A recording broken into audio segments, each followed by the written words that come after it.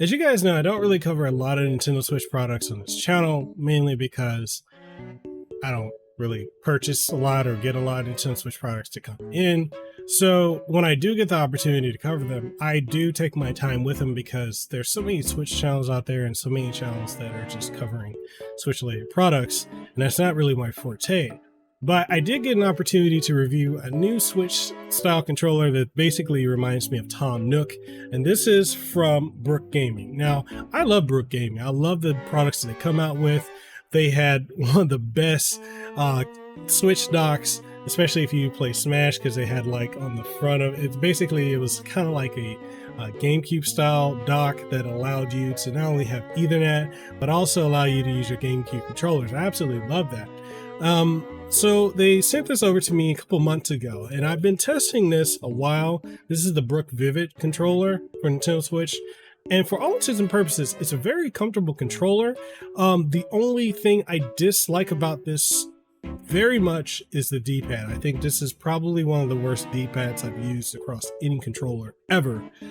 But beyond that, this does have a lot of great functionality with it. Plus, it works with the Steam Deck. It also works with mobile phones, so if you do like a lot of mobile gaming. And it also comes with like a clip-on, so you can, clip your phones on it, like so. It's got the stretchy thing too. So we can talk about that. Took a little effort to get that off. We're going to talk about a lot of that and more in this video. So if you want to pick up this controller, I'll leave affiliate links down in the description down below.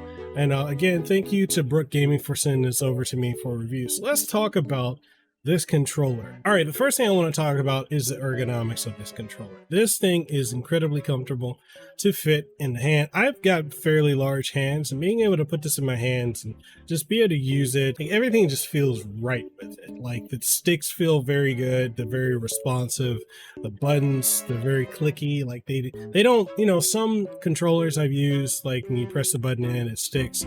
These right here, they don't stick at all. And then when it comes to the triggers are very good because they feel more haptic. Like, so if you're playing shooters like Doom Eternal, Borderlands, Handsome Collection, or if you're playing like, BioShock Collection, those games will feel really good in the hand, like when you're going to shoot, because these triggers absolutely are amazing. The top, the bumper buttons as well, like left and right bumper, also feel very good. And then when we move over to like the front of the controller, you've got your start and select or your plus and minus, and they feel very responsive and they're put where they should be. What I like about this is the fact that they are, literal. They remind me of how controller buttons for start and select used to be on older, consoles.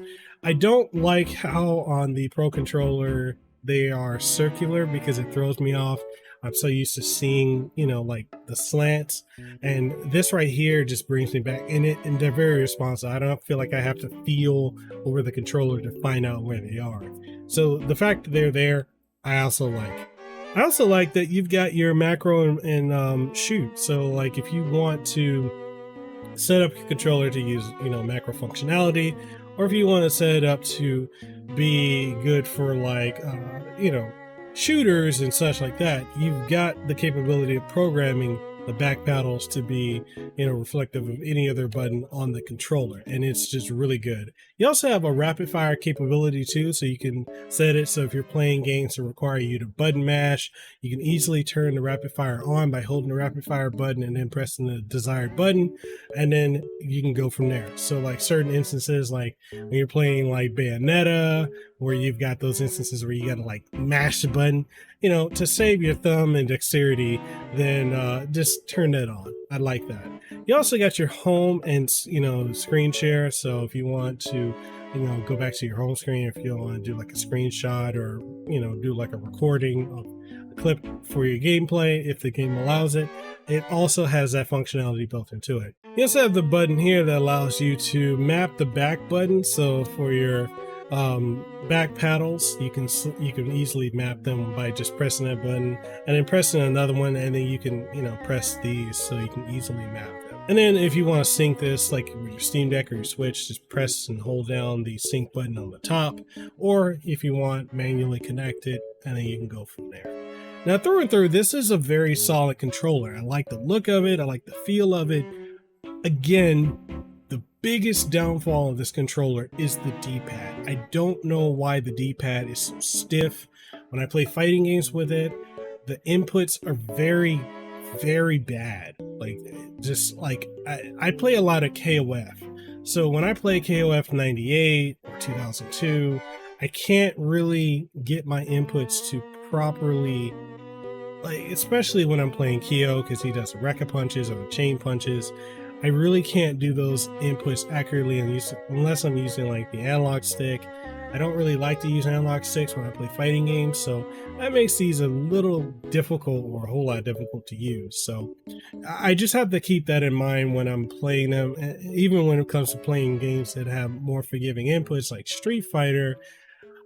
I can't really use it for that. Like, it's just not a good controller for fighting games. For platformers, it's decent. You can get around the stiffness because at least it's exact with, like, you know, left, right, up, down. But if you're trying to do diagonals, that's where you're going to run into a lot of issues with this controller. Now, I will say when it comes to the analog sticks, the analogs are very comfortable. You know, like I said, for shooters, super responsive, platformers, incredibly accurate, you know, play Mario, Spyro, Crash, anything like that. Really, really great controller for those overall. But, you know, all that being said, the only negative I have about this is the D-pad. I think the D-pad is one of the worst that I've used. But if you're not going to be playing fighting games, then for platformers, it's perfectly fine. Or if you're playing shooters and you're, you know, switching between weaponry, or, you know, your weapon wheel with this, then you're perfectly fine. But for anything else, using analog sticks are absolutely fantastic. But all that being said, what do you guys think of the Brook Vivid controller? Have you picked this up, or are you considering using it? What are your thoughts on it overall? Why don't you let me know in the comment section down below. And if you want to pick this up, I will leave affiliate links for you to pick this up down there in the description. All that being said, again, thank you to Brook Gaming for sending this over to me. I know this took a while for me to do the review. I was just really wondering, you know, what's the best approach for this, because I don't really cover a lot of Switch content on this channel.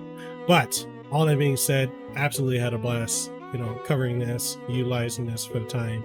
And yeah, all that being said, you guys let me know down in the description below, or